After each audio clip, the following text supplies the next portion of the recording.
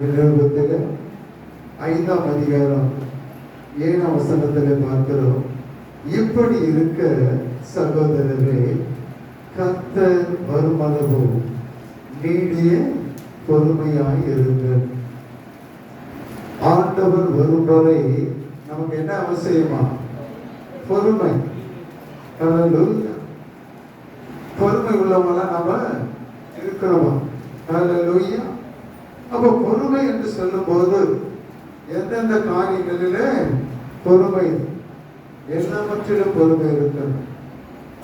பேசுறதுல, கேட்கிறதுல, செயல்படுதலான காரியங்களில் நமக்கு என்ன இருக்கணும்? பொறுமை அவசியம். வேதம் தெளிவாக சொல்லுகிறது. இது எது வரைக்கும் இந்த பொறுமை அப்படின்னு பார்த்தீங்கன்னா, கர்த்தர் வரும் வரை நீங்க எப்படி இருக்கணுமா?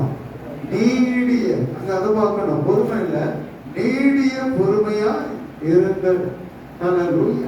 அதற்கு ஒரு உதாரணத்தை கூட அங்க சொல்றான். இதோ பயிரிடுகிறவன் பூமியின், நல்லா கவனிக்கணும், பூமியின் நற்பலனை அடைய வேண்டும் என்று. இதோ பயிரிடுகிறவன் பூமியின் பலனை அடைய வேண்டும் என்று முன்மாரியையும் பின்மாரியையும் வருமளவோ நீடிய பொறுமையோடு என்ன பண்ணலாம்? காத்து கொண்டு இருக்கிறான். ஆண்டவர் இங்க சொல்றதான ஒரு காரியம், ஆவியானவர் எழுதினதான காரியம் என்ன? ஒரு விவசாயம் பண்ணுவதற்கு முன்பதாக எந்த நோக்கம் என்று பார்க்கும்போது, அவன் வைத்திருக்கிறதான பூமியினுடைய, அவன் பூமியின் நற்பலனை அடைய அவன் 2 காரியங்களை எதிர்பார்த்து கொண்டு இருக்கிறான். ஒன்று முன்மாறி, இன்னொன்று பின்மாறி. ஹல்லேலூயா. அப்போ மானாவரியா இருக்கிற இடத்துல பாத்தீங்கன்னாக்கா, முன்மாறி மழை பெய்யும். ஆடி மாசம் மழை என்ன பண்ணுவோம்? விதைக்கிறதுக்கு முன்னால ஒரு மழை பெய்யும். எல்லாரும் ஓட்டி என்ன பண்ணுவாங்க? ஏர் ஓட்டி காய விடுவாங்க. மேல இருக்கிற புல்லெல்லாம் காஞ்சி போயிடும். அப்ப மறுபடியும் என்ன பண்ண? காஞ்சிடும். மறுபடியும் இன்னொரு மழை பெய்யும். அந்த மழை பெய்ஞ்சு ஆறின பிறகு, ஒரு பதம் வந்த பிறகு ஏர் ஓட்டிட்டு என்ன பண்ணுவாங்க? விதைக்க ஆரம்பிப்பாங்க. இதுதான் முன்மாறி. ஒரு குறிப்பிட்ட உடனே மழை பெய்ஞ்சு இடைவிடாமல் ஒரு 4-5 நாள் மழை பெய்ஞ்சு அந்த விதைலாம் என்ன ஆகும்? அழுகி போயிடும். எந்த நல்ல பலனையும் எதிர்பார்க்க முடியாது. அவனுடைய பூமியினுடைய நற்பலனை எதிர்பார்க்க முடியாது. அப்போ அந்த முன்மாறி பின்மாறிகளும் அதற்கு ஏற்றபடி அமைஞ்சாதான் என்ன பண்ண முடியும்? நற்பலனை என்ன பண்ணணும்? பார்க்க முடியும். பலனை பார்க்க முடியும். அறுவடை செய்ய முடியும். அதற்கு ஒப்பிட்டு தான் நீங்க சொல்லப்பட்டிருக்கிறது என்ன? ஆண்டவரை நாம் தரிசிக்க வேண்டும், அவருடைய வருகையிலே நாம் காணப்பட வேண்டும் என்று சபை காத்து கொண்டு இருக்கிறது. அப்ப காத்து கொண்டு இருக்கிறேன்னு சொல்றதுனால ஏதோ பிரயோஜனம் இருக்குதா? ஹல்லேலூயா. அப்படி கிடையாது. நீ என்ன பண்ணணும்? எப்படிப்பட்ட ஒரு எதிர்பார்ப்போடு கூட காத்துட்டு இருக்கிறியோ, அந்த காத்திருக்கொண்டு இருக்கிறதான வேலையில நீ எப்படி இருக்கணும் அப்படின்னு சொல்லிட்டு வேதம் தெளிவாய் நமக்கு சொல்லுகிறதை பார்க்கிறோம். பொறுமை. ஹல்லேலூயா. அவசரப்படக்கூடாது. அவசரப்பட்டு எந்த காரியத்தையும் செய்யக்கூடாது. அவசரப்பட்டு எந்த காரியத்தையும் செய்யக்கூடாதுன்னு ஆண்டவர் சொன்னாலும் கூட, அவசரப்பட்டு தன் சுய புத்தியின் மேலே சார்ந்து சில காரியங்களை செய்கிறதான வேலையில அதனுடைய பிரதிபலன் அவன் எதிர்பார்ப்பதற்கு மாறாக மாறிவிடும் போது அப்போ ஓடி வருவான். ஹல்லேலூயா. அப்பதான் ஆலோசனை கேட்க வருவான். கொஞ்ச நேரத்துக்கு முன்னால சொன்னாங்க, ஏதாவது ஒரு நல்ல காரியமோ அல்லது எந்த சூழ்நிலையோ நீங்க செய்ய போறதுக்கு முன்னால சொல்லக்கூடிய இடம் எது? ஆண்டவருடைய சமூகம். நீ என்கிட்ட சொல்லனாலும், எங்ககிட்ட வந்து ஜெபித்து கொள்ளனாலும் ஆண்டவர்கிட்டயாவது என்ன பண்ணணும்? கேட்கணும். ஆனா சில பேர் என்ன பண்ணுவாங்க? அவசரப்பட்டு என்ன பண்ணுவாங்க? அதை கூட ஆண்டவரிடத்துல சொல்ல மாட்டாங்க. ஆனா அவங்களுடைய எதிர்பார்க்கிற காரியம் நடக்கணும். எப்படி? நல்ல யோசனை பண்ணி பாருங்க. எல்லா சூழ்நிலையிலும் நாம் பொறுமையோடு கூட நாம் இருக்க வேண்டும் என்று வேதம் தெளிவாய் சொல்லுகிறதான காரியம். சூழ்நிலைகள் மாறும். எல்லாருமே எல்லா விதமும் ஒரே மாதிரி சூழ்நிலை அமையாது, வாழ்க்கை அமையாது. ஒரு வாழ்க்கை ஒரு விதமா இருக்கும், ஒருவருடைய கணவர் ஒரு விதமா இருப்பாங்க, அவங்களுக்கு பிறந்த பிள்ளைகள் ஒரு விதமா இருப்பாங்க, அதுல அந்த வீட்டுக்குள்ள மாதிரி என் பிள்ளை இருக்கணும்னு நீ நினைச்சாக்கா அது முடியாததான ஒரு காரியம். ஏன் சொன்னா அந்த பெற்றோர் எப்படி இருக்கிறாங்க, நாம எப்படி இருக்கிறோம். அவங்களுக்கு பொறுமை இருக்கும், தன் பிள்ளைகளை குறித்து பொறுமை இருக்கும், தன் மனைவி குறித்து பொறுமை இருக்கும், தன் குடும்பத்தை குறித்ததான அக்கறை இருக்குதுன்னா அவனுக்கு கட்டாயம் பொறுமை இருக்கும். அப்போ ஒரு நற்பலனை அடைய அவன் எப்படிப்பட்டவனா இருக்கிறானா, நீடிய பொறுமையோடு கூட காத்துக்கிட்டு இருக்கிறான். அதுதான் அர்த்தம். பொறுமை, நீடிய பொறுமை, காத்து இருக்கிறதான அனுபவம். ஆண்டவர் நமக்கு சொல்லி இருக்கிறாரு, வாக்குத்தத்தங்கள் கொடுத்திருக்கிறாரு, உடன்படிக்கை ஏற்படுத்தி வைத்திருக்கிறாரு. இதெல்லாம் உண்மைதான். ஆனா உடன்படிக்கையும் வாக்குத்தத்தங்களும் நம்முடைய வாழ்க்கையில நிறைவேறுவதற்கு நமக்கு 2 காரியம் அவசியம். ஒன்று நம்பிக்கை, இன்னொன்று பொறுமை, இன்னொன்று காத்திருக்கிறதான ஒரு அனுபவம். அது கிடைக்கும் வரை நீ காத்திருக்கிறன்னா அதுக்கு ஒரு அர்த்தம் என்ன, ஒரு பவுண்டேஷன், அஸ்திபாரம் மீது உன்னுடைய விசுவாசம், உன்னுடைய நம்பிக்கை. ஆபிரகாமுக்கு கர்த்தர் வாக்குத்தத்தம் கொடுத்தார், உண்மைதான், ஆதி ஆரம்பத்துல. ஆனா வாக்குத்தத்தம் கொடுத்ததான ஆண்டவர் உடனடியாக அதை நிறைவேற்றிட்டாரா? இல்ல. ஹல்லேலூயா. 25 வருடங்கள் அந்த வாக்குத்தத்தம் நிறைவேறுவதற்கு அவன் என்ன பண்ணிட்டு இருந்தானா, காத்து கொண்டு இருந்தான். அப்ப காத்து கொண்டு நம்பிக்கொண்டு இருக்கிறதான அந்த காரியத்தை குறித்து வேதம் சொல்லுது, அதுதான் நீதி என்று வேதாகமத்திலே சொல்லப்பட்டிருக்கிறது. நீதி என்று தேவனுக்கு முன்னதாக எண்ணப்படுகிற காரியம் என்ன, வாக்குத்தத்தம் நிறைவேறுவதற்கு கால தாமதமாகலாம், காலங்கள் செல்லலாம், வருஷங்கள் போகலாம். ஆனா நீ எப்படிப்பட்டவங்களா இருக்கணும், காத்துக்கிட்டு இருக்கணும். 18 வயசு, அது 18 வருஷம் அந்த நிமிரக்கூட முடியாததான அந்த கோணி, அவளை குறித்து சொல்லப்பட்டிருக்கிறது. பிசாசினுடைய கட்டுகளினாலே அகப்பட்டதான அந்த ஸ்திரீ 1 வருஷம் 2 வருஷம் கிடையாது, 18 வருஷம் தேவனுடைய ஆலயத்துக்கு வருகிறவர்களா இருந்தாங்க. ஹல்லேலூயா. 12 வருஷம் உள்ளவங்க. நல்லா யோசனை பண்ணி பாருங்க. நம்பிக்கையோடு கூட தேவனிடத்தில் வருகிறவங்க திரும்பி போகும்போது வெட்கப்பட்டு போகிறதே கிடையாது. ஒருத்தன் வெட்கப்பட்டு போனான், அவன் என்ன நல்ல போதகரே, நான் நித்திய ஜீவனை சுதந்திரித்துக் கொள்வதற்கு நான் என்ன செய்ய வேண்டும்? ஆண்டவர் சொன்னார், இந்தந்த காரியங்களை செய்யணும். பிரமாணத்தை நான் சிறு வயது முதல் கொண்டு என்ன பண்ணிட்டு இருக்கிறேன், அதை ஃபாலோ பண்ணி தான் நான் வந்துகிட்டு இருக்கிறேன். ஆனா ஆண்டவர் சொன்னார், இதை நீ ஃபாலோ பண்ணாலும் கூட உங்கள்கிட்ட என்ன இருக்குது, குறை இருக்கிறது. குறை இல்லாத எந்த மனுஷனுமே கிடையாது. ஒவ்வொருத்தர்கிட்ட ஒவ்வொரு பலவீனங்கள் இருக்கும். பலவீனம் இல்லாத மனுஷனை நீ பார்க்கவே முடியாது. பவுல் சொல்வான், என்ன ஆண்டவரே, நான் நிர்பந்தமான மனுஷன். ஏன் சொன்னா, ஏன் இதை சொல்லணும்னு சொன்னா, அவன் செய்யணும்னு நினைக்கிறான். ஆண்டவருக்கு முன்பதாக உண்மையா இருக்கணும்னு நினைக்கிறான். ஆண்டவருக்கு முன்பதாக தன்னை பரிசுத்தமானாய் நான் என்ன பண்ணணும், காத்துக் கொள்ளணும்னு விரும்புறான். ஆனா விரும்புகிற காரியத்தை அவனால செய்ய முடியல. அதற்கு காரணம் என்ன, அவனே சொல்றான், எனக்குள்ளே இன்னொரு பிரமாணமா இருக்குது, ஆவியின் பிரமாணமா இருக்குது, பாவ பிரமாணமும் இருக்குது. இப்ப எது மேற்கொள்ளுதுன்னு சொன்னா, ஆவியின் பிரமாணம் என்னை மேற்கொள்ளல, பாவ பிரமாணம் தான் என்ன பண்ணுது, என்னை செய்யக்கூடாதபடி தடை செய்கிற ஒரு காரியமா அது எனக்குள்ளே இருக்குதுன்னு அவன் ஒத்துக்கிறான். பாருங்க. ஹல்லேலூயா. அப்ப முடியாத ஒன்றை முடிக்கிறதான தேவனிடத்தில் சொல்லுவதுதான் அது சிறந்ததான ஒரு வழி. நம்முடைய வாழ்க்கையில நமக்கு பல பிரச்சனைகள் வரலாம், சோதனைகள் வரலாம். ஆனால் ஒரு விவசாயி எப்படிப்பட்ட சூழ்நிலையோடு எண்ணத்தோடு கூட அவன் இருக்கிறானோ அப்படிப்பட்டதான சிந்தை எண்ணமும் நமக்கு இருக்கணும். அதுல ஆழமான காரியம் என்ன பாருங்க, இதோ பயிரிடுகிறவன் பூமியின் நற்பலனை அடைய வேண்டும். ஹல்லேலூயா. சும்மா ஏனோ தானோ சொல்லிட்டு போறதுக்காக இல்ல, பலனை அடையணும் என்பதற்காக அல்ல, நற்பலனை அடையும்படிக்கு அவன் காத்து கொண்டிருக்கிறான். என்று அவனுக்கு அவசியமானது என்ன, நற்பலன். ஆனால் அதற்கு தேவையானது என்ன, முன்மாறி பின்மாறி. ஹல்லேலூயா. இவைகள் ஒழுங்காக அது நடைபெறுகிறதான வேலையில் தான் இவன் நற்பலனை காண முடியும். நம்முடைய வாழ்க்கையிலும் அப்படிதாங்க. ஹல்லேலூயா. மோசேயை குறித்து பார்க்கும் போது சீனாய் மலையில ஆண்டவர் அவனை அழைக்கிறதான வேளையில அவன் போகிறான். எங்க ஆண்டவர் சொன்ன அந்த வார்த்தையின்படி அவன் என்ன பண்ண போறான். அப்ப போகும்போது என்ன, மூப்பர்களை விட்டுட்டான், தன்னுடைய சகோதரனாகி ஆரோனை விட்டுட்டான். யாரை கூப்பிட்டு போறான்?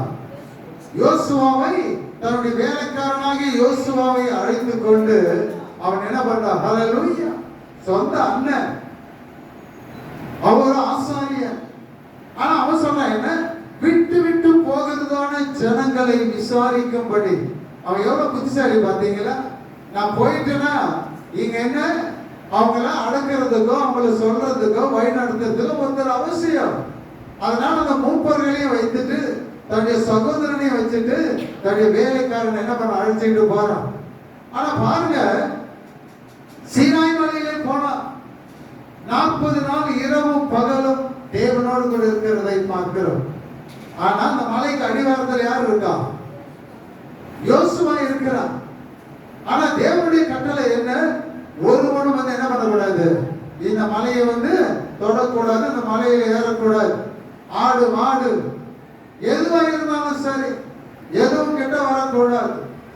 அப்ப இதை அறிஞ்சுதான் நம்ம அவனை விட்டுட்டு போறான். ஆனா இந்த 40 நாள்ல வாசிக்கிறதான வேலையில வேதம் தெளிவா சொல்லுகிறதான காரியம் யாத்ரா புத்தகத்திலே வாசிக்கும் போது 24ஆம் அதிகாரம் வீட்டுல போய் வாசிங்க. அதுல எழுதப்பட்டதான காரியம் என்ன, ஜனங்கள் என்ன பண்றாங்க, அவன் மோசே போன பின்பு ஜனங்கள் பாருங்க என்னவா 24:13 அப்போது மோசே தன் ஊழியக்காரனாகிய யோசுவாவோடு கூட எழுந்து போனான்னு சொல்லப்பட்டிருக்கிறது. ஆனா அவன் மலை மேல ஏறின பிறகு 18ஆம் வசனத்துல பாருங்க, மோசே மேகத்தின் நடுவிலே பிரவேசித்து மலையின் மேல் ஏறி இரவு பகலும் 40 நாள் மலையிலே இருந்தான். ஹல்லேலூயா. ஆனா 40 நாள் அவன் மலையிலே இருந்தான். எங்க படுத்து தூங்கிட்டு வர்றதுக்கு போனா இல்ல, ஆண்டவரை சந்திக்கும்படி. ஆண்டவருடைய நோக்கம் என்ன, அதை தெரிந்து கொள்ளும்படி. இந்த ஜனங்களை இன்னுமா என்ன செய்ய வேண்டும், எப்படி நடத்த வேண்டும், எப்படிப்பட்ட காரியங்களுக்குள்ளே நடத்த வேண்டும், எல்லாமே தேவனுடைய திட்டம். அந்த திட்டத்தை இவன் மூலமாக தான் தேவன் இவர்களுக்கு வெளிப்படுத்த முடியும். ஹல்லேலூயா. அதற்காக தான் அவன் போறான். ஏதோ அவனுக்காக சொந்த காரியங்களுக்காக அவன் போகல, இந்த நடத்தி கொண்டு வந்த ஜனங்களுக்காக தான் அவன் தேவனை சந்திக்க போகிறான். ஆனால் 40 நாள் ஆன பின்பு இந்த ஜனங்களுக்குள் வந்ததான ஒரு மாற்றம் எதுன்னு பார்த்தீங்கன்னாக்கா, மோசேக்கு என்ன ஆனது என்று தெரியல. அப்ப அந்த இடத்துல என்ன பாருங்க, ஒன்று அவங்களுடைய நம்பிக்கை இல்லை, அவனுக்கு என்ன ஆச்சுன்னே தெரியல, அவ்வளவுதான் ஒன்று. இன்னொன்று என்ன, வழி நடத்தணும் அவன் தான், ஆண்டவர் கிடையாது. அவனுக்கு என்ன ஆச்சுன்னே தெரியாது. இப்ப வழி நடத்துறதுக்கு ஒரு தெய்வத்தை நம்ம உருவாக்க வேண்டும். அப்ப இந்த காரியங்கள் வருவதற்கு, தேவனுடைய கோபாக்கினை வருவதற்கு, தேவனுடைய ஜனங்கள் மீறுவதற்கு என்ன காரணம் சொன்னா, அவர்களுக்குள்ளே நீடிய பொறுமையும் நம்பிக்கையும் காத்திருக்கிற அனுபவமும் இல்லாத பட்சத்தில் அவர்கள் இந்த காரியத்தை செய்கிறார்கள் என்பதுதான் உண்மை. அப்போ பொறுமை எவ்வளவு ஒரு அவசியம் என்பதை நாம் தெரிந்து கொள்ள வேண்டும். அவசரப்பட்டு பேசுறது, குடும்பத்துல அவசரப்பட்டு தீர்மானம் எடுக்கிறது, அவசரப்பட்டு ஒரு காரியத்தை செய்துட்டு அது தோல்வியில முடிகிறதான வேலையில அப்போது வருத்தப்படுகிறதான ஒரு காரியமும் கூட. அப்ப தாவீது குறித்து வேதாகமம் தெளிவா சொல்றது 1 நாளாகமம் 14ஆம் வசனத்துல அவன் என்ன பண்றான், பெலிஸ்தருக்கு விரோதமாக முதல் முறை போய் சண்டை போடுறான், அதில் ஜெயிச்சிடறான்.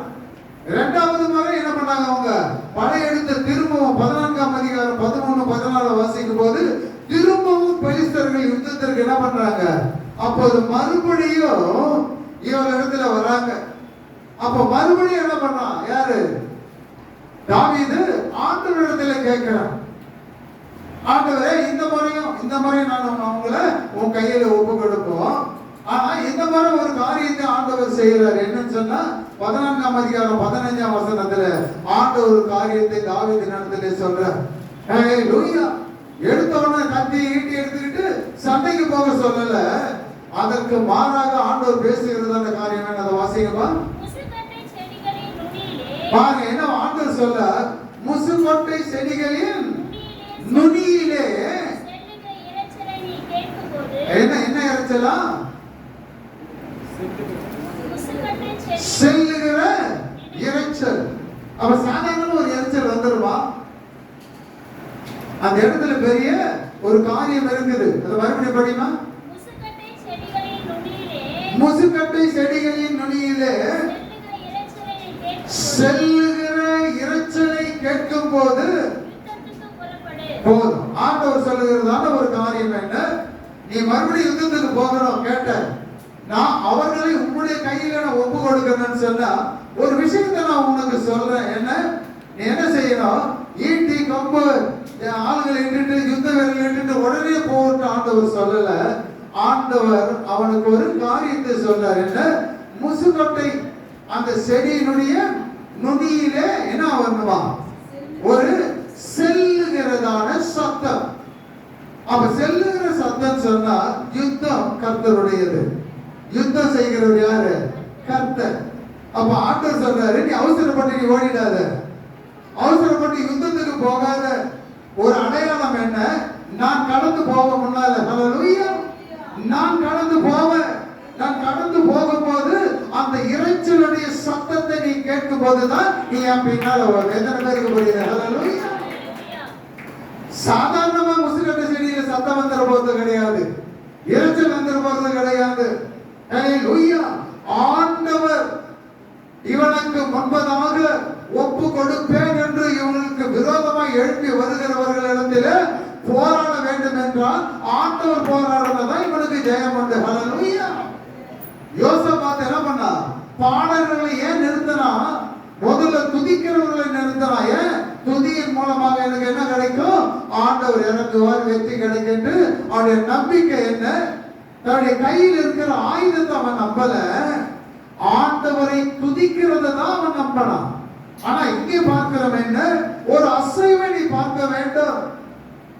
அது நடக்கிற வரை நீ என்ன பண்ணணும்? எப்படி இருக்கணும்?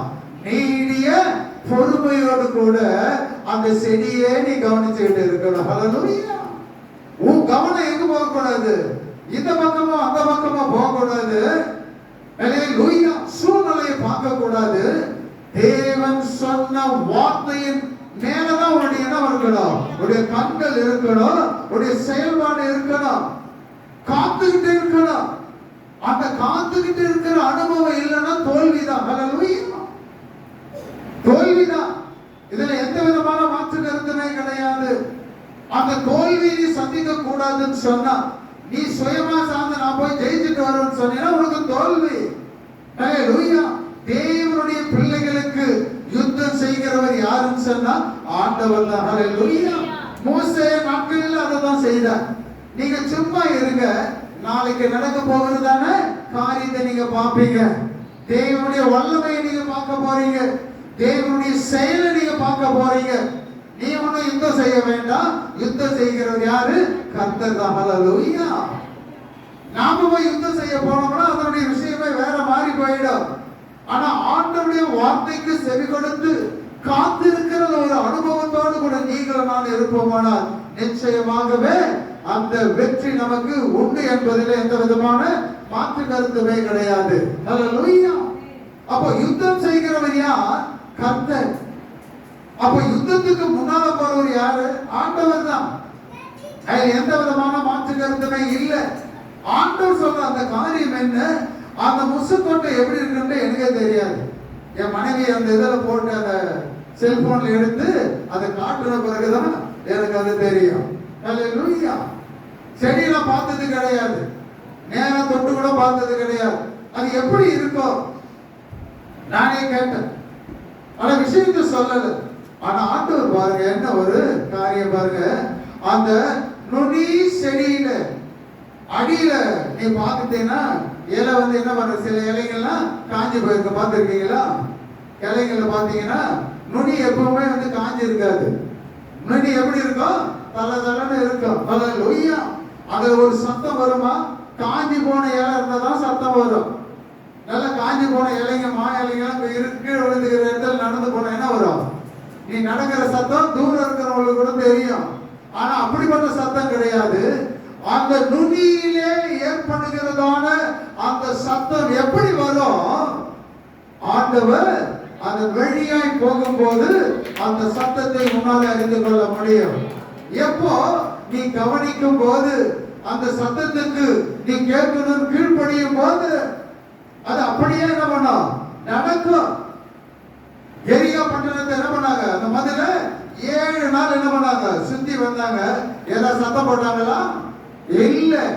ஹல்லேலூயா. இவன் சத்தம் போட்டா கூட அந்த பக்கம் கேட்காது, ஏன்னா அவ்வளவு பெரிய மதில். நல்லா கவனிச்சு பாருங்க. ஆண்டவர் சொன்னார் என்ன, அமைதியா தான் போகணும். யாரும் என்ன பண்ணக்கூடாது, கதை பேசிக்கிட்டு போக கூடாது, கதை சொல்லிக்கிட்டு போக கூடாது. ஏன், அந்த எரிகோவின் பட்டணத்தை சுட்டெரித்து அதை உன் கையில கொடுக்கணும்னு சொன்னா, தேவன் சொல்லுகிற வார்த்தைக்கு நீங்கள் நான் என்ன பண்ணணும், கீழ்ப்படிய வேண்டும். அவர்கள் அப்படியே கீழ்ப்படிஞ்சாங்க. அதில் எந்த விதமான மாற்றமும் கிடையாது. எரிகோ அந்த பட்டணத்தினுடைய மதில்கள் என்ன ஆச்சு, உடைந்து விழுகிறதை பார்க்கிறோம். எப்ப இடிக்க வேண்டிய அவசியமே இல்லை, விழுந்தது ஈஸியா. என்ன பண்ணாங்க, உள்ள போய் என்ன பண்ணாங்க. ஹல்லேலூயா. 7வது முறை வரும்போது என்ன பண்ணணும்னு சொன்னாங்க. ஹல்லேலூயா. இந்த 7வது முறை நீ மௌனமா இருக்க கூடாது. என்ன பண்ணணும், சத்தம். ஹல்லேலூயா. என்ன பண்ணணும், தேவனை மகிமைப்படுத்துகிற ஆர்ப்பரிப்புடைய சத்தம். அந்த சத்தம் உடைக்க முடியாததான காரியத்தை உடைக்கிற சத்தம். ஹல்லேலூயா. இங்க பார்க்கிறோம் இந்த அசைவு, அந்த நுனி அசைவுன்னு சொன்னா, சத்தம் வருதுன்னு சொன்னா, அது சாதா காத்துல இல்ல. ஆண்டவர் கடந்து போகும்போது நீ பின்னால போனீனா உனக்கு நிச்சயமாகவே வெற்றி உண்டு. எத்தனை பேர் ஆமென் சொல்லுவீங்க? ஹல்லேலூயா. ஆண்டவர் சொல்லுகிறதான காரியம், உன்னுடைய பொறுமை அது ஒரு போதும் இடம் பண்ணிடக்கூடாது. உனக்கு ஜெயத்தை கொடுக்காதற்கு நீ நினைக்கவே முடியாது. பொறுமை உள்ளவர்கள் என்ன பண்ணப்பட்ட வேதம் சொல்லுது, பாக்கியவான்கள். பொறுமை உள்ளவர்கள் பாக்கியவான்கள். ஹல்லேலூயா. அதற்கு உதாரணமாக தான் அதே 5ஆம் அதிகாரம் யாக்கோபு 11ஆம் வசனம் பாருங்க. இதோ பொறுமையா இருக்கிறவர்களை பாக்கியவான்கள் என்கிறோமே. ஹல்லேலூயா. ஆனா என்னவா, யோபின் பொறுமையை குறித்து கேள்விப்பட்டிருக்கிறீர்கள். யோபுடைய பொறுமையை பார்த்திருக்கிறீங்க, அடிக்கடி கேள்விப்பட்டிருக்கிறீங்க. அநேக சத்தியம் வெளிப்படுத்தப்பட்டிருக்கிறது. ஆனா வேதம் தெளிவாய் சொல்லுகிறது என்னன்னு பாத்தீங்கன்னாக்கா, அழகா கேள்விப்பட்டிருக்கிறீர்கள், கர்த்தருடைய செயலின் முடிவையும். யோபுடைய செயல் கிடையாது, யோபுடைய செயலின் முடிவு கிடையாது. கர்த்தர் தான் இந்த செயலுக்கு ஒரு முடிவு வைக்கிறார். பாருங்க, அழகா அங்க சொல்லப்பட்டிருக்கிறது, கர்த்தருடைய செயலின் முடிவை கண்டிருக்கிறீர்கள். கர்த்தர் மிகுந்த உருக்கமும் இரக்கம் உள்ளவராய் இருக்கிறாரே. ஹல்லேலூயா. அவருடைய பொறுமையை குறித்து உங்களுக்கு நல்லாவே தெரியும், அவருடைய ஆரம்பத்தை குறித்து உங்களுக்கு நல்லாவே தெரியும். ஆரம்பம் எப்படிப்பட்டதா இருந்தது, அப்படியே முடிவு அப்படி இல்லை. ஹல்லேலூயா. சில பாடுகள் மூலமாக, எல்லாவற்றையும் இழந்ததன் மூலமாக தன்னுடைய பொறுமையை அவன் இழந்து போகவில்லை. அதுதான் உண்மை. எங்க கடைசியா ஆறுதல் சொல்லக்கூடியதான தன் மனைவி கூட அவனை இகழ்ந்து பேசுகிறதான வேலையில கூட அவன் தன்னுடைய பொறுமையை அவன் இழக்கவில்லை. அப்போ முடிவு, தேவனுடைய செயலுடைய முடிவு என்ன, தேவன் தான் அவனை பிசாசின் இடத்துல ஒப்பு கொடுத்தான். அது ஆரம்பம். ஆனால் செயல், அந்த ஒப்பு கொடுத்ததனுடைய முடிவை பார்க்கும் போது நீங்களும் கண்டிருக்கிறீங்க, நாமளும் பார்த்திருக்கிறோம். அவன் பட்ட பாடுகளின் பொறுமை, அந்த காத்திருந்ததான அந்த அனுபவத்தினுடைய காரியம் என்ன, ஆண்டவர் என்ன பண்ணாராம், அவன் மீது இரக்கம் உள்ளவராய், மிகுந்த உறக்கம், அதாவது உருக்கம் உள்ளவராயும் இரக்கம் உள்ளவராயும் இருந்தபடியினாலே அவருடைய முன் நிலைமை காட்டிலும் பின் நிலைமை எப்படி இருந்தது, இரட்டத்தனையான ஆசீர்வாதம். அதுதான் தேவனுடைய செயல். எத்தனை பேர் ஆமென் சொல்ல முடியும்? ஆண்டவர் சொன்னார், ஆண்டவர் பேசுகிறதை பார்க்கிறோம். அப்போ ஒரு செயலுடைய தொடக்கத்தை பார்க்கும் போது அதனுடைய முடிவு எப்படி இருக்குதுன்னு சொன்னா, ஆரம்பம் அற்பமா இருந்தாலும் கூட முடிவு எப்படிப்பட்டதா இருக்குதா, சம்பூரணமாக. ஹல்லேலூயா. அப்ப இவன் எல்லா சூழ்நிலையும் எழுந்த பின்பு தன்னுடைய பொறுமை எழுந்தானா? நல்லா யோசனை பண்ணி பாருங்க. பொறுமையை இழக்கவே இல்லை. காத்திருக்கிறதான அனுபவம் அவனுக்கு இருந்தது. ஆபிரகாம் காத்திருந்தான். ஆனா ஆண்டவர் செய்ததான செயலின் முடிவை பார்த்தீங்களா? ஆனா எப்பொழுதும் தேவனுடைய வார்த்தையானது ஒன்றும் ஒன்றும் குறையப்பட்டு போனது கிடையாது, ஒழிந்து போவது கிடையாது. எத்தனை பேர் ஆமென் சொல்றீங்க? ஆனா என்ன நாம செய்யணும்? அல்லேலூயா.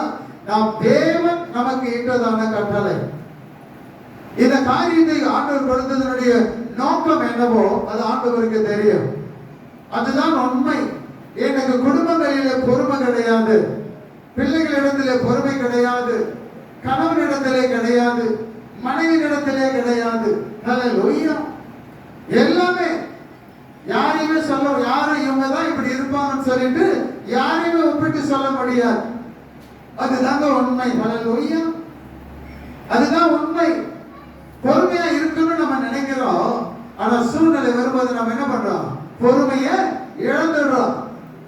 ஏன் இந்த உலகத்துல அநேக காரியங்கள் தண்டனைக்குரியதான காரியங்களா ஏன் மாறுது? யோசனை பண்ணி பாருங்க.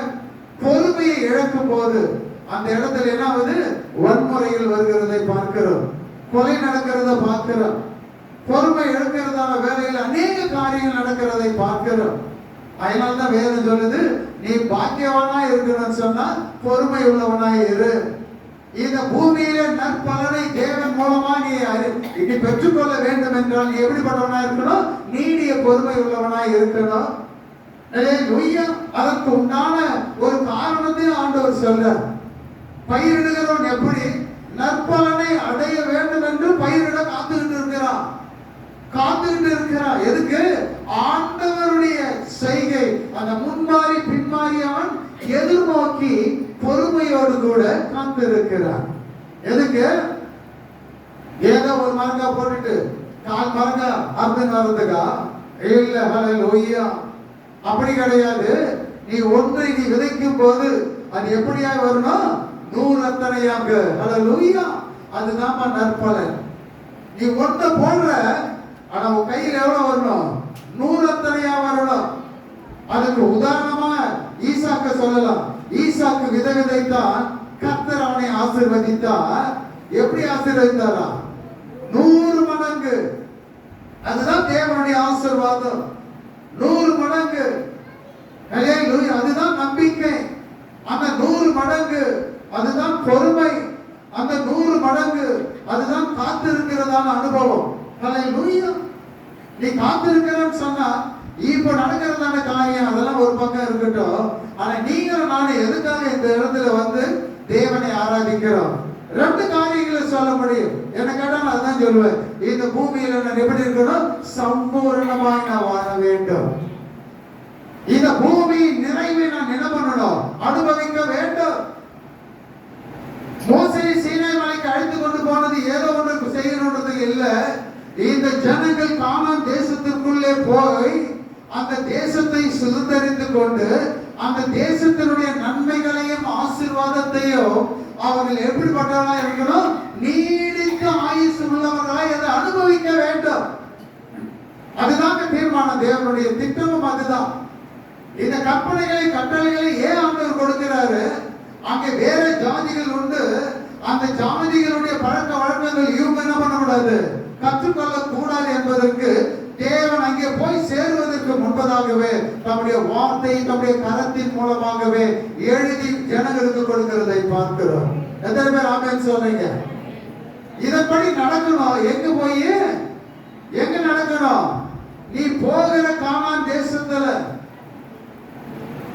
நீ பிரயாசப்படாத ஒரு தேசத்திலே உனக்கு தேவையானது எல்லாவற்றையும் தேவன் ஆயத்தப்படுத்தி வைத்ததான அந்த ஆயத்தப்படுத்தினதான அந்த தேசத்திலே அவைகளை நீ அனுபவிக்கணும்னு சொன்னா இந்த கொடுக்கப்பட்டதான இந்த 10 கட்டளைகளின் கற்பனைகளை நீ என்ன பண்ணணும்? உன் வாழ்க்கையில படிக்கிறது இல்ல, அதன்படி செய்யணும். ஹல்லேலூயா. அதுக்குதான் நம்முடைய ஜனங்கள் ஒரு வித்தியாசமான ஒரு ஜனங்களாய் காணப்பட வேண்டும். ஹல்லேலூயா. உன்னை பிரித்து கொண்டு வந்ததனுடைய நோக்கம் அதுதான். வேதம் சொல்றது நான் சொல்லல. மற்ற ஜனங்களிடத்திலிருந்து உன்னை ஏன் பிரித்து கொண்டு வந்தேன்னு சொன்னா உன்னை ஆசீர்வதிக்கும்படி. அந்த ஆசீர்வாதம் எப்படிப்பட்டதா இருக்குன்னு சொன்னா தேவனுடைய வசனத்தின்படி, தேவனுடைய வார்த்தையின்படி. உனக்கு ஒரு ஜெயம் வரணும்னா எப்படி? தேவனுடைய வார்த்தையின்படி. ஹல்லேலூயா. உனக்கு சுகம் வரணும்னா எது? தேவனுடைய வார்த்தையின்படி. உடைய பிரச்சனைகள் தீரணும்னு சொன்னா அது தேவனுடைய வார்த்தையின்படி. உனக்கு விரோதமாய் எழும்புவதற்கு முன்பதாக அவைகள் வாய்க்காமல் போகணும்னு சொன்னா அதற்கு தேவன் எழுதியிருக்கிறதான வார்த்தையின்படி இப்படியே சொல்லிக்கொண்டே போகலாம். ஹல்லேலூயா. அவன் தேவனுடைய வார்த்தையை கவனித்து அக்கம் பக்கம் பார்ப்பானா? நல்லா யோசனை பண்ணி பாருங்க. ஏதாவது திரும்பி பார்ப்பானா? இல்ல. எலிசா எலியா 2 பேரும் வராங்க. யோர்தானுக்கு அப்புறம் போயிடுறாங்க. யோர்தான நதியை கடந்து அந்த பக்கம் போறாங்க. அந்த பக்கமா தான் எரிகோ. அப்ப எலியா கேட்கலாம், நான் எடுத்துக்கொள்ளப்பட போறேன், ஆண்டவரிடத்துல போக போறேன், நான் உனக்கு என்ன செய்யணும், உனக்கு என்ன வேணும் நீ கேளு. உங்களை கேட்டா நீங்க என்ன சொல்லிருப்பீங்க? நல்லா சொல்லுங்க. யாராவது சொல்லுங்க. உங்களை கேட்டா நீங்க என்ன செஞ்சு இருப்பீங்க? ஒரு அரண்மனை கேட்டிருப்பாங்க, ஒரு 50 ஏக்கர் இடம் கொடுங்க, கருப்பு போட்டாலும் போச்சுக்கிறேன், ஒரு 10 ஆடு வாங்கி கொடு. அவங்களுடைய எண்ணத்தின் சிந்தனைக்கு ஏற்ப கேட்பாங்க. ஆண்டவர் உலகத்தை இவ்வளவு பெரிய உலகத்தை படைச்சாரு, எனக்கு பெருசா வேணும்னு கேட்க மாட்டாங்க. கேட்கறதுல கூட என்ன பண்ணுவாங்க? ஹல்லேலூயா. குறைவாக கேட்கறவங்க எல்லாம் உண்டு. ஆனா அவன் பார்க்கறான் என்ன, இந்த உலகத்தில் எல்லாமே அநித்தியமானவைகள். ஹல்லேலூயா. நம் கண்களுக்கு முன்பாக மறைஞ்சு போகிறது. அவன் கண்களுக்கு முன்பாக பார்க்கறான் என்ன, யோர்தான் நதி கரை புரண்டு ஓடுது. எலியாவும் எலிசாவும் வந்து நிக்கிறாங்க. எப்படி போட்டு கிடையாது, எந்த விதமான கடக்கக்கூடியதான எந்த விதமான காரியங்கள் அங்க இல்ல. ஒன்னையே ஆத்துல குதிச்சு என்ன பண்ணணும்? நீச்சல் அடிச்சுதான் போகணும். ஹல்லேலூயா. நீந்திதான் போகணும். ஒருவேளை எலியாவுக்கு நீச்சல் தெரியுமா எனக்கு தெரியாது, எலிசாவுக்கு தெரியுமா எனக்கு தெரியாது. ஆனா அந்த இடத்துல வந்து நிக்கிறாங்க. ஒருவேளை 2 பேருக்குமே தெரியல போல இருக்குது. ஆனா அக்கரைக்கு போகணும். எலியா வேற ஒண்ணுமே சொல்லல. ஏன்னா ஜெபிச்சானா, ஆண்டவரிடத்துல கேட்டானா, ஒண்ணு செய்யல. தன்னுடைய சால்வை என்ன பண்றான்? முறுக்கிறான். முறுக்கி என்ன பண்றான்? துண்ட முறுக்கி அந்த தண்ணீரை எதுவும் சொல்லல, ஒரு அடி அடிக்கிறான். வேற ஒண்ணு செய்யல. ஒரு அடி அடிச்ச உடனே என்ன ஆச்சு? அந்த தண்ணி இரு பக்கமும் பிரிஞ்சு இது போயிடுச்சான்னு தெரியல, ரெண்டும் வேலைக்கு அப்படியே நிக்குது. இவங்க 2 பேரும் ஜாலியா என்ன பண்றாங்க? இந்த மாதிரி தரையில் இருக்கிற மாதிரி நடக்கிற மாதிரி வெட்டாம் தரையில கடந்து போறாங்க. எலிசா பார்க்கிறான். ஹல்லேலூயா. என்ன ஒரு வல்லமை. ஒண்ணுமே பேசல, ஒண்ணுமே செய்யல. துணியை முறிக்க அடிச்ச வேகத்துல துணி துவைப்பாங்க பாத்தியா? சில அழுக்கு போடலாம், முறிக்க வேணா என்ன பண்ணுவான்? போட்டு கல்லுல அடிப்பான். அது மாதிரி ஒரு அடி கொடுத்த உடனே தண்ணி இந்த பக்கம் அந்த பக்கம் ஆத்த கடல் அந்தாண்ட போயிட்டான். இப்ப என்ன கேட்பான்? யோசனை பண்ணி பாருங்க. அந்த துண்டு எனக்கு கொடுத்துருங்க, அதிசயமானா கேட்பான்? இல்ல, அவன் ஒரு புத்திசாலி. ஹல்லேலூயா. புத்திசாலி. நான் உனக்கு என்ன செய்யணும் கேளு. இதெல்லாம் பார்த்த பிறகு இந்த உலகத்தில் எனக்கு என்ன இருக்குது? இது ஒண்ணு இருந்தா போதும், நான் என்ன பண்ணுவேன்? எல்லாத்தையும் பெற்றுக்கொள்ள என்னால முடியும். ஹல்லேலூயா. உலகத்தில் எதையும் கேட்கல. ஹல்லேலூயா. எலியாவே எனக்கு இதை வாங்கி கொடுத்து கேட்கல, இதை செய்யன்னு கேட்கல, எதையும் அவன் கேட்கல, சொல்லல. ஹல்லேலூயா. ஒன்றை சொல்ல அவன் பார்த்ததான காரியம் தான் இந்த உலகத்திலே பெருசா அவனுக்கு தெரிஞ்சது. ஹல்லேலூயா. அதுதான் என்ன சொன்னா, உனக்குள் இருக்கிற அந்த ஆவி. ஹல்லேலூயா. அந்த ஆவி அப்படியே எனக்கு வேணும்னு இல்ல. மோசே மேல இருந்த ஆவியை 70 பேர் மேலமாக பகிர்ந்து கொடுத்தான், பிரிச்சு கொடுத்தான். ஹல்லேலூயா. ஆண்டவர் அதுக்கு என்ன பண்ணாரு? அதை ஏற்றுக்கொண்டார். ஆனா இங்க அப்படி சொல்லல. அந்த பாதி கொடு, கால்வாசி கொடுன்னு கேட்கல. இவன் பாருங்க என்னவா, உனக்குள்ள இருக்கிறதான அந்த ஆவியினுடைய வரங்களை எனக்கு எப்படி கொடுத்தாருன்னா, இரட்டத்தனையாய் எனக்கு கொடுக்கணும். உடனே அவன் யோசிப்பான், என்னடா நான் கூட யோசிக்காத ஒரு காரியத்தை எனக்கு சிஷ்யனா வந்தவன், வேலைக்காரனா வந்தவனுக்கு எப்படிப்பட்ட ஒரு எண்ணம் பாரு. பேராசை நான் சொல்லலாம்.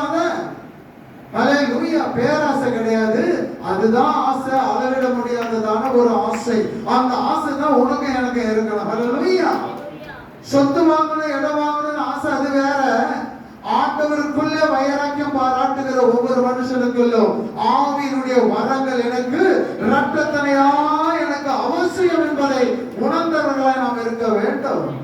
அவன் கேட்கிறான், இந்த உலகம் எனக்கு வேண்டாம், உலகத்தின் காரியம் எனக்கு வேண்டாம், ஒரு ராஜ்யம் எனக்கு வேண்டாம், எனக்கு வேண்டியதெல்லாம் என்ன? ஆண் உனக்குள் இருக்கிறதான ஆண்டவர் தந்ததான இந்த வல்லமையினுடைய ஆவி. நீ துண்டால அடிச்ச, ஹல்லேலூயா, நான் துண்ட ஓடும் போது அது என்ன பண்ணலாம்? ஹல்லேலூயா, வேலைக்கு ஓடலாம். எவ்வளவு பெரிய ஆசை பார்த்தீங்கன்னா. உடனே அவன் யோசனை பண்ணா, என்னடா அரிதான காரியத்தை நீ கேட்கிற, நான் எப்பொழுதும் தேவனுக்கு முன்பாக நிற்கிற எலியா, எனக்கு கூட அந்த யோசனை வரலையே, எனக்கு அந்த அறிவு இல்லாத போச்சு. ஹல்லேலூயா. இவன் பாரு எப்படிப்பட்ட அரிதான ஒரு காரியம். அப்போ அங்க அவனுக்கு ஒரு ஆலோசனை சொல்றான், என்ன இது அரிதான ஒரு காரியம் தான், இருந்தாலும் நீ பெற்றுக்கொள்ளணும்னு சொன்னா அங்க ஒரு வழி அங்க சொல்றேன். என்ன? நான் எடுத்துக்கொள்ளும் போது, நான் எடுத்துக்கொள்ளப்படும் போது எப்படி தாவீது அந்த முசுக்கட்டு செடியின் மேலே கவனம் இருந்ததோ, அந்த அசைவை பார்க்க வேண்டும் என்று அதன் மீதே நோக்கமா இருந்ததோ, அப்படிப்பட்ட நோக்கம் உனக்கு இருந்தால் தான் என்ன பண்ண முடியும்? இந்த காரியத்தை பெற்றுக் கொள்ள முடியும். ஒரு ஜெயத்தை பெற்றுக் கொள்வதற்கு ஒரு காரியத்தை ஆண்டவர் வைத்திருக்கிறார்.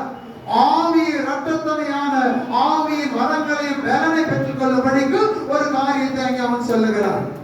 உன் ஆசை தப்புன்னு சொல்லல. ஆண்டவர் என்னை எப்பொழுது எடுத்துக் கொள்ளுகிறாரோ அப்பொழுது நீ பார்த்தீனா அது உனக்கு கிடைக்கும். அப்ப அவன் எங்க போவானா? எத்தனை மணி நேரம் ஆச்சுன்னே தெரியாது. ஹல்லேலூயா. எவ்வளவு நேரம் ஆச்சுன்னே தெரியாது. தண்ணி தாகம் எடுத்திருக்கும். அவனை விட்டுட்டு வந்து யோர்தான் நதியில தண்ணி கொண்டு கொடுக்கணும். ஐயோ, குடிக்கிறதுக்கு முன்னால போயிட்டா என்ன ஆயிடும்? இழந்துடுவேன். ஹல்லேலூயா. தண்ணி வேணாம், ஒண்ணு வேணாம், ஒண்ணுக்கு வருதுன்னே வச்சுங்க. யோசனை பண்ணி பாருங்க. துண்டோட பேண்டோட போனாலும் பரவாயில்ல, நான் இவனை விட்டு போக மாட்டேன். எது எப்படி நடந்தாலும் நான் பார்க்காம விடவே மாட்டேன். ஹல்லேலூயா. இவன் பார்க்கிறானே இல்லையோ, ஒரு கூட்டம் அங்க இருந்து பார்த்துக்கிட்டு இருக்குது.